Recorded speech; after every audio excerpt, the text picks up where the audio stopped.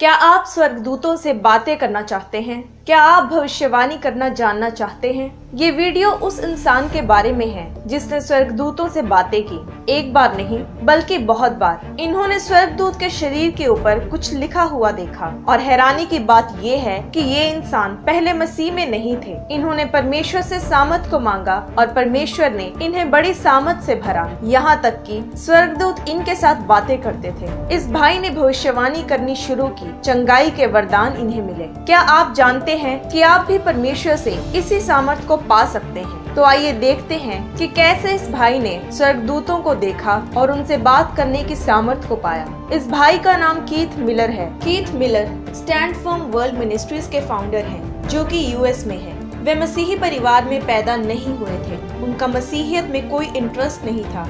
उनकी पत्नी बहुत बीमार थी। उन्हें ऐसी बीमारी थी जिसका कोई इलाज नहीं था। एक दिन उनकी पत्नी की तबीयत बहुत ज्यादा खराब हो गई और वह डॉक्टर के पास गई थी। उस वक्त कीथ अपने घर वापस जा रहे थे और कार ड्राइव करते वक्त वे एकदम से प्रार्थना करने लगे। हालांकि उन्हें ये भी नहीं पता था कि प्रार्थना कैसे करते हैं या फिर वह प्रार्थना क्यों कर रहे हैं।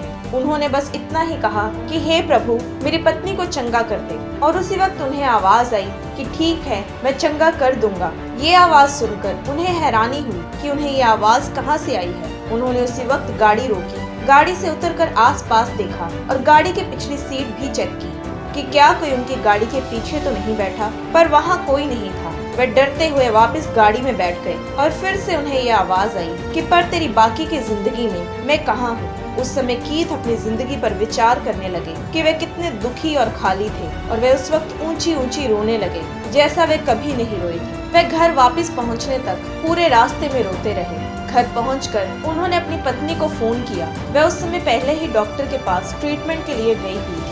उन्होंने अपनी पत्नी से फोन पर बात की और उनकी पत्नी ने उन्हें बताया कि तुम्हें विश्वास नहीं होगा कि डॉक्टर्स ने कहा कि ये कोई गलती है, मैं पूरी तरह से ठीक हूँ। कीथ ने उसी वक्त कॉल काटी और अपने घुटनों पर गए और कहा कि यीशु, मुझे ये तो नहीं पता कि ये कैसे करना है, पर मैं अपना जीवन तुम्हें देता हूँ। और इस तरह वे मसीह में आए। फिर उन्होंने बाइबल पढ़नी शुरू की और जब उन्होंने पवित्र आत्मा के बारे में पढ़ा तो उन्होंने प्रार्थना में परमेश्वर से पवित्र आत्मा की भरपूरी मांगनी शुरू की। कीथ ने बताया कि पवित्र आत्मा से भरपूरी का उनका एक्सपीरियंस इतना अद्भुत था कि 3 हफ्तों तक उन्होंने ऊंची आवाज में बात तक नहीं की थी। वे बिल्कुल धीमी आवाज में बात करते थे क्योंकि वे नहीं चाहते थे कि जो उन्होंने ग्रहण किया है वे उसे खो दें।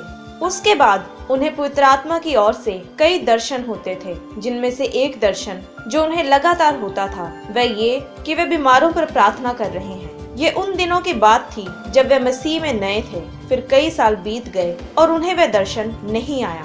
फिर 1994 में एक दिन जब वे टीवी देख रहे थे तो उसमें एक परमेश्वर के दास के प्रार्थना करने पर एक व्हीलचेयर पर बैठा बच्चा उठ खड़ा हुआ और चलने लगा। और ये देखकर कीथ रोने लगे और कहने लगे कि परमेश्वर, यही मुझे चाहिए। फिर उसके बाद वे एक चर्च में गए और वे चर्च में लास्ट रो में बैठे थे। उस दिन उन्होंने परमेश्वर के आगे प्रार्थना की कि परमेश्वर, आज मैं इम्पार्टेशन के लिए यहाँ आया हूँ। मुझे तेरा अभिषेक चाहिए। मैं तंग आ चुका हूँ लोगों को देखकर कि वे जिस हालत में चर्च में आते हैं उसी हालत में वापस चले जाते हैं। कि परमेश्वर, ये बदलने की जरूरत है। जिस सामर्थ का तूने हमें प्रेरितों के काम 1 अध्याय की 8 आयत में वायदा किया है, मुझे वही सामर्थ चाहिए। कि परंतु जब पवित्र आत्मा तुम पर आएगा तब तुम सामर्थ पाओगे और यरूशलेम और सारे यहूदिया और सामरिया में और पृथ्वी की छोर तक मेरे गवाह होगे। उसी वक्त किसी ने उनकी गर्दन के पिछले हिस्से को छुआ।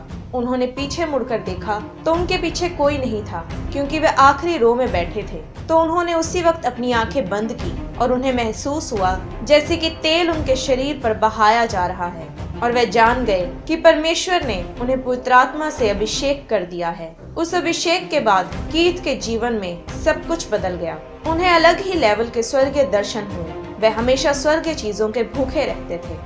एक दिन वे एक प्रार्थना सभा में थे और वर्शिप के दौरान उन्हें दर्शन में एक बहुत बड़ा और महान स्वर्गदूत दिखाई दिया।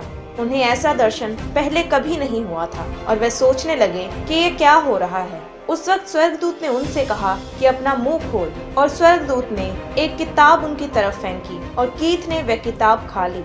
इस तरह परमेश्वर उन्हें दर्शनों के द्वारा धीरे धीरे अपने में और गहराई में बढ़ाते गए। अगला महान दर्शन उन्हें जिस दिन हुआ, उस दिन वे उठकर अपने ऑफिस गए और वे फ्रंट डोर से अंदर गए, और जब वे अपने ऑफिस की लॉबी में थे तो वे लॉबी सारी परमेश्वर की हजूरी से भर गई और उन्हें वहाँ पर परमेश्वर का बहुत बड़ा स्वर्गदूत दिखाई दिया। तब वे जानते थे कि वे दर्शन नहीं देख रहे, पर वे स्वर्गदूत असलियत में वहाँ पर था। वह स्वर्गदूत कम से कम 8 फुट से ज्यादा लंबा था। वह दिखने में शारीरिक रूप से बहुत मजबूत था। वे उसी वक्त डर कर अपने ऑफिस रूम की तरफ दौड़ गए। उस वक्त वे ये प्रार्थना करते थे कि परमेश्वर, जब मैं बाकी शहरों और राज्यों में जाऊं तो मैं सिर्फ एक संदेश का ही प्रचार नहीं करना चाहता, बल्कि मैं चाहता हूं कि मैं वह प्रचार करूं जो कि उस जगह के लोगों में तेरा राज्य बनाए। मुझे तेरी सलाह चाहिए परमेश्वर। उस दिन जब स्वर्गदूत को देखकर वे अपने ऑफिस में दौड़े तो परमेश्वर जैसे स्वर्ग में स्क्रीन्स को खोलने लगे और कीथ को वह सब कुछ नजर आने लगा। और परमेश्वर ने उनसे कहा कि अब से तुम्हें मेरी सलाह मिलेगी। और उन्होंने पवित्र आत्मा से उस दूत के बारे में पूछा जो उन्होंने अपने ऑफिस की लॉबी में देखा था। तो पवित्र आत्मा ने उन्हें बताया कि तुम्हें वह देखने की जरूरत है, क्योंकि उसके हर कंधे और टांग पर नाम लिखे हुए हैं। वे उसी वक्त कमरे से बाहर दौड़े ये देखने को कि क्या वह स्वर्गदूत अभी भी वहीं पर है। वह स्वर्गदूत वहीं पर था। तो उन्होंने जब देखा तो उस पर जो शब्द लिखे थे वे थे सामर्थ, महानता, राज्य और प्रभुत्व। जैसे ही कीथ ने वे नाम पढ़े तो वह स्वर्गदूत वहां से चला गया। पर वे ये जान गए थे कि अब परमेश्वर चाहता है कि वे परमेश्वर की सामर्थ और महानता के बारे में पढ़ें, यानी राज्य और प्रभुत्व को वे अपनी सामर्थ और अपनी महानता से नहीं देख सकते थे।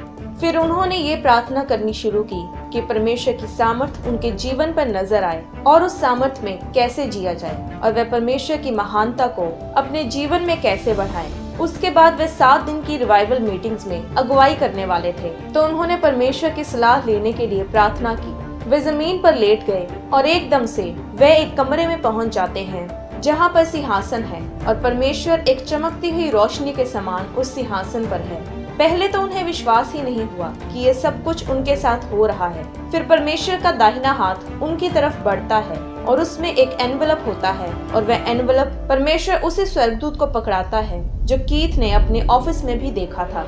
उन्होंने उस स्वर्गदूत को तीसरी बार देखा, और उस स्वर्गदूत ने वह एनवलप जो परमेश्वर ने उसे दिया था उसे कीथ को पकड़ा दिया। और जब उन्होंने वह एनवलप खोला तो उसमें कोई लेटर नहीं था, पर वह भी जीवित था, और उसमें बाइबल के 2 वचन थे। पहला, प्रकाशित वाक्य 4 अध्याय की 5 आयत कि उस सिंहासन में से बिजलियां और गर्जन निकलते हैं, और सिंहासन के सामने आग के 7 दीपक जल रहे हैं। ये परमेश्वर की 7 आत्माएं हैं। दूसरा वचन था यशाया अध्याय 11 की 2 आयत, जिसमें लिखा है कि यहोवा की आत्मा बुद्धि और समझ की आत्मा, युक्ति और पराक्रम की आत्मा और ज्ञान और यहोवा के भय की आत्मा उस पर ठहरी रहेगी। कीथ को इसका मतलब तो समझ नहीं आया, पर उन्हें ये जरूर पता था कि उनके आने वाले 7 दिन की प्रार्थना सभाएं महान होने वाली हैं। और उन प्रार्थना सभाओं में उन्होंने बताया कि उन्हें पवित्र आत्मा के द्वारा लोगों के नाम बताए जा रहे थे कि वे उनके बारे में भविष्यवाणी करें। लोगों की पीठ पर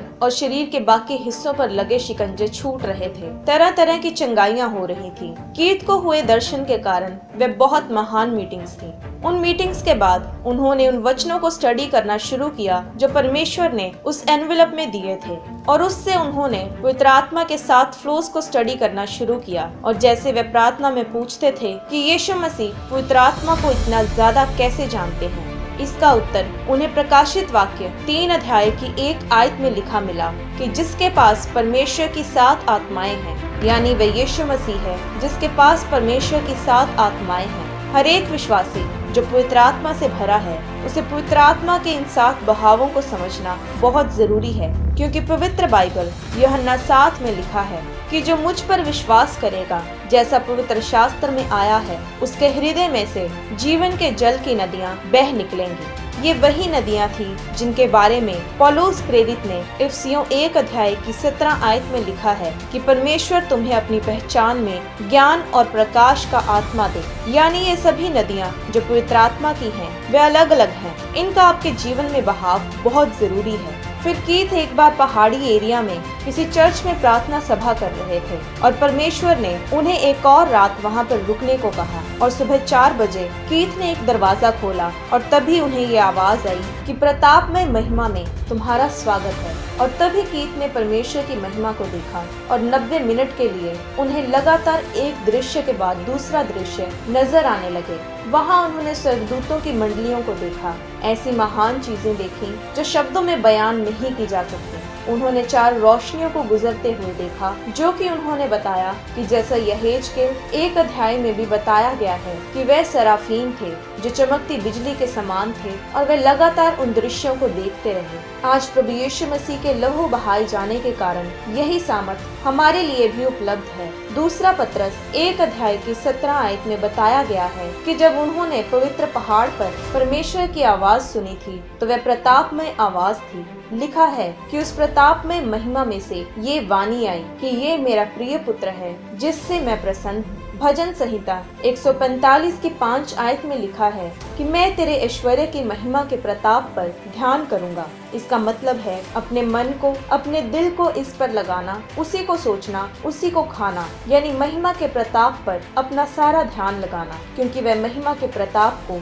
आप पर रिलीज करना चाहता है। क्योंकि परमेश्वर इंसान की शक्ल देखकर उसे आशीष नहीं देता। अगर आप परमेश्वर की मर्जी को अपने जीवन में पूरा करते हैं तो आप भी वही अभिषेक ग्रहण कर सकते हैं जो कीथ के जीवन पर है। जैसे परमेश्वर ने उन्हें अभिषेक दिया, आप भी परमेश्वर से मांगकर उसकी हजूरी में बढ़ते हुए उसके अभिषेक को ग्रहण कर सकते हैं। बाइबल में यीशु मसीह ने कहा है, जो प्यासे हैं वो तृप्त किए जाएंगे। अगर आप परमेश्वर के वरदान की, उसकी सामर्थ की प्यास नहीं रखते तो आप कभी भी सामर्थ ग्रहण नहीं कर सकते। पहला कुरिन्थियों 14 अध्याय की 1 आयत में लिखा है, प्रेम का अनुकरण करो और आत्मिक वरदानों की धुन में रहो, विशेष करके ये कि भविष्यवाणी करो। बाइबल साफ साफ बताती है कि आत्मिक वरदानों की धुन में रहो, आत्मिक वरदानों को पाने की इच्छा रखो, भविष्यवाणी करने की इच्छा रखो, क्योंकि जो इच्छा रखेंगे वही भविष्यवाणी करेंगे और वही सामर्थ को पाएंगे। इसलिए परमेश्वर की सामर्थ को पाने की और आत्मा के वरदानों की धुन में, उन्हें पाने की इच्छा में, उनकी प्यास में बढ़ते रहो। परमेश्वर आपको आशीष दे।